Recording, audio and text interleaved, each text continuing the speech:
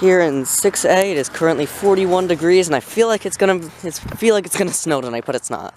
But I'm gonna be showing you how to basically prepare for a blizzard, because blizzards are absolutely terrible. Alright, so to be able to understand when a blizzard's coming, we need to understand the criteria for it. So you need 35 mile per hour or higher wind gusts, of course.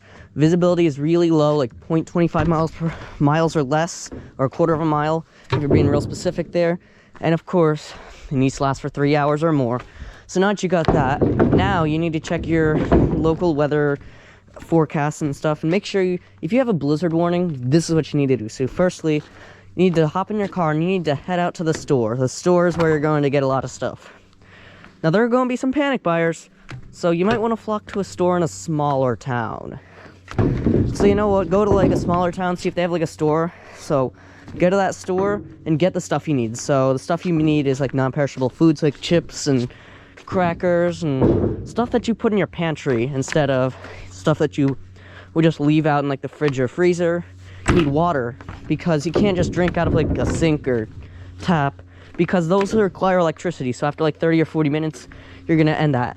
It's gonna end. So if you don't already have one, a cooler.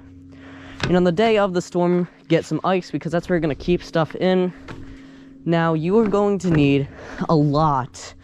Now you're going to need, if you have a fireplace in your house, a lot of wood. And by a lot of wood, I am not over exaggerating that. If you have an entire pickup truck, you might want to fill the entire bed of that thing up with wood. And well, if you live on a farm like me, there's a good decent amount of trees that are down. So usually in like the summer or the fall, or at the end of a winter of the last season, you want to go out there, chop up some wood, and throw it into a wood pile. So that way, if something like that happened next year, well, you're good to go on that. So make sure you have the basic essentials. Alright, so let's talk a little bit about snow accumulation. So if you get a lot of snow, like a lot of people stereotype that you're going to need a lot of snow for a blizzard. It's not actually the snow requirements, but a lot of times during a blizzard, you get a lot of snow. Now, a lot of snow, I classify up here in New England as 5 inches or more. You can classify it as like 30 inches or more, or only like half an inch or more. Whatever you classify as a lot of snow is whatever you want to classify. So if you hit that threshold, you might want to get out like a shovel or a snowblower if you don't already have that stuff. Now when that snow accumulation will fall down and hit the ground so hard that it'll like stay and it'll be on the ground, and you will have to suffer through all that. It's time to get outside, and once the storm is done, figure out the snow depth, so that way you know what to use. So if you're under a foot of fluffy snow, you should be good to go to use a shovel. If you're under 7 inches of moderate snow, so not heavy snow, not really wet and heavy snow, then you should be good to use a shovel. But if you're under 4 inches of ridiculously wet and heavy snow, usually falls around 32 or 33 degrees, you know that type of snow. It sticks to everything, weighs everything down. Oh, that's terrible. Then you should be fine to use a shovel if you're at like 2 or 3 inches of snow. But, you know, if you get a lot of wet and heavy snow, the most amount of wet and heavy snow I've seen, I think, is like 7 or 8 inches. Then you are going to see a lot of these tree branches down, and, well, your snowblower might even struggle. So you might even have to wait for that to happen.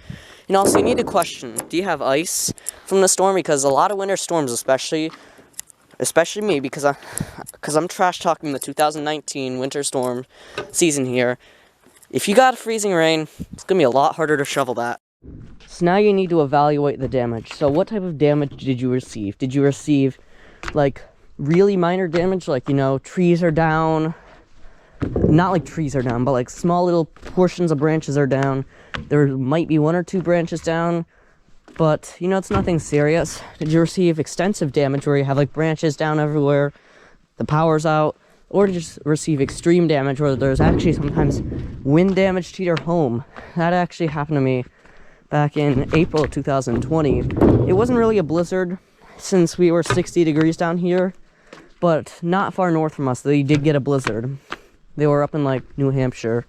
They got a big blizzard up there during that nor'easter bomb cyclone, and there was a lot of damage to homes.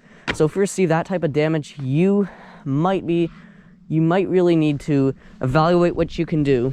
Now finally, it's find a place that you will stay, because you might be able to survive like 1 or 2 days in a power outage for a blizzard, but if it's absolutely horrifyingly long, like you got a big impact radius, so like it could be not only your entire town, but like your entire portion of your state, or literally all of your state is affected by that, might be time to move out and check and see for family members that still have power.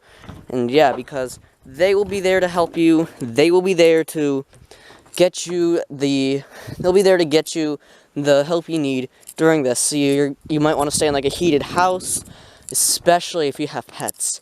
Now, if you're like me and you live on like a farm, or even just an extended group of pets, which are called poultry, also known as chickens, and you have younger chickens, usually about under like 9 or 10 weeks, then it is more than okay to flee the house as soon as you lose power. As long as you can get out in those streets, you should flee the house as soon as the power goes out. Those chickens cannot survive in the house. Even if you have stuff like parakeets, like I do, they cannot survive temperatures under like 60 degrees in the house, or they'll get really sick. And if it's going to be really cold, like in the negatives, or even just 15 or 20 degrees, also, you should deal with your chickens somehow, because last winter, we had a lot of frostbite on combs, because it was literally, we had a cold snap from about early January to about mid-February. It got down to the negatives many times at night, and them chickens, they had frostbite on their comb. Terrifying. So make sure you know what you're doing, of course.